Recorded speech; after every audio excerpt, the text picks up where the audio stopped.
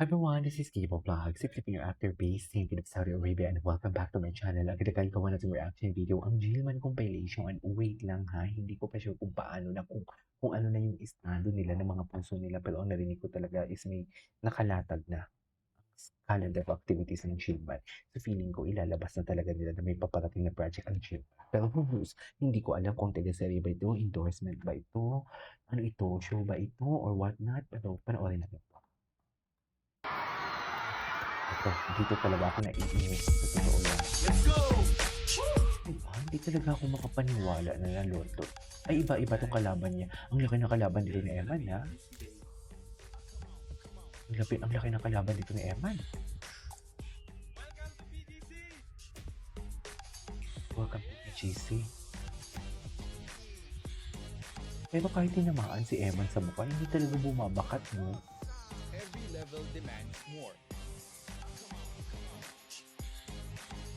Okay. Flash Planet here at BGC. Ay. Merry Christmas! So, the shift began. Mas malaking platform, mas mabigat na responsibilidad.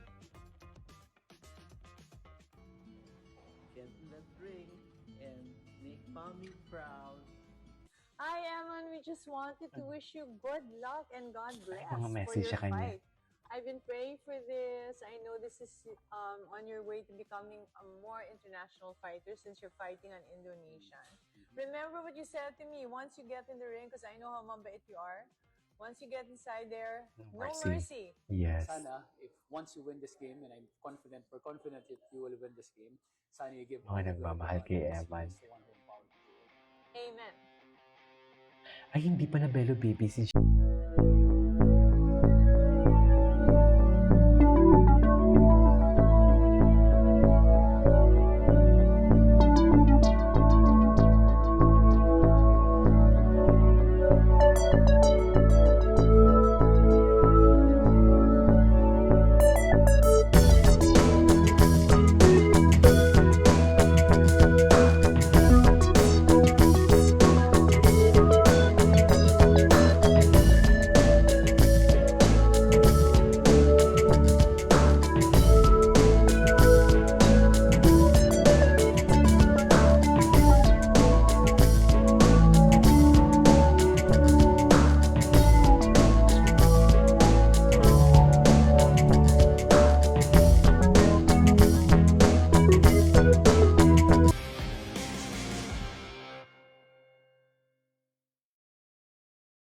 Ay, thank you, Mommy Virgie Eman.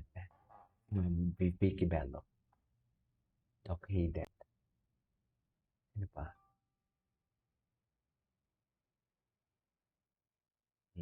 Loco. Anyway. Umabot Ay, ano na to? sa Games and Amusements Board Ayun, o GAP ito na nga. ang kontrobersiya sa laban nina Eman Bacosa Pacquiao Ito na at Rodelyn Perez. Nagsampa na ng formal na reklamo ang kampo ni Pacquiao matapos ng kanyang pagkatalo sa laban para sa PVF lightweight title. Ang ibang detalye alamin sa pag-abante ni Zeus Valdez. Hindi pa rin tapos ang issue sa pagitan ni Eman Bacosa Pacquiao at Rodelyn Perez. Matapos ang kanilang PBF Lightweight Championship fight, formal nang humingi ng aksyon ang kampo ni Pacquiao sa Games and Amusement Board. Nagsampa na magkaiwalay na disciplinary complaint ang kampo ni Pacquiao laban kay Rodelyn Perez at referee na si Gerald Tumeldan. Giniit nila na ilang beses umanong gumamit si Perez ng mga illegal na rabbit punches o mga suntok sa likod ng ulo sa kabuuan ng laban. Inirereklamo rin nila si Tumeldan dahil sa umunoy pagkabigong pigilan si Perez sa mga nasabing paglabag. Sa isinumiting sworn affidavit ng manager ni Pacquiao na si Joanna Rose Dino, sinabi nitong nakatanggap ng maraming manager. mapanganib na illegal na suntok ang kanyang Manager din boksingero pala. sa loob ng championship bout. Matatandaan na tinalo ni Perez Pacquiao sa pamamagitan ng majority decision kung saan tatlong beses pang na-knockdown ang anak ni former 8th Division World Champion Manny Pacquiao. Sa ngayon wala pa namang inilalabas na desisyon ang Games and Amusements Board hinggil sa mga sinampang reklamo kung saan inaasang dadaan ito sa kanilang formal na pagdinig at evaluation. Ako si Sus Valdez. Abante. Hindi naman sa hindi pinaglalaban or award. Gusto niya lang talaga kasing hindi matanggap ang pagkatalo. Gusto niya lang kasi talagang ipagpatuloy. Gusto niya lang, gusto niya lang, what do you call this, itama ang mali eh, no? Eman ba ko sasabi ito lost to Perez and is now out of the competition, many fans.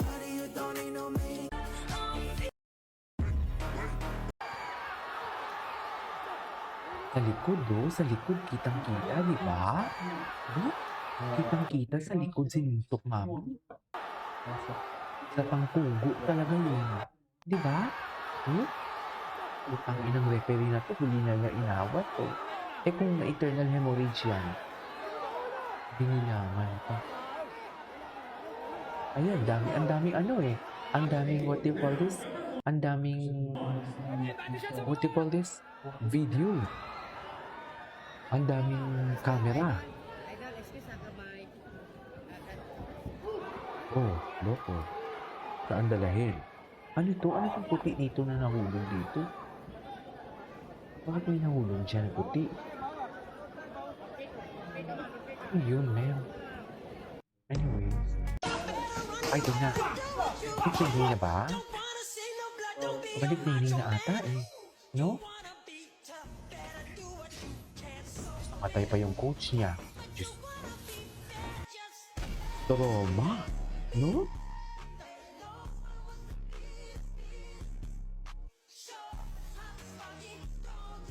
Trauma talaga to, ma'am.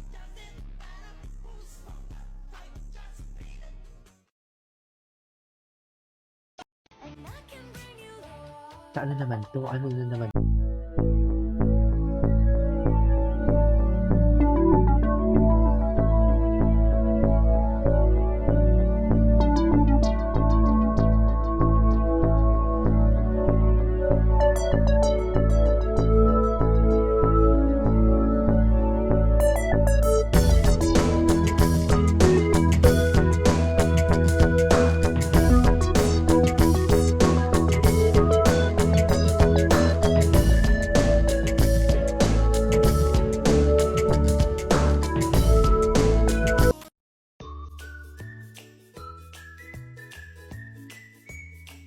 Locked in na sa kanyang training si Sparkle Star Eman Baco sa Pacquiao Ay, para ano sa to? kanyang nalalapit na boxing match.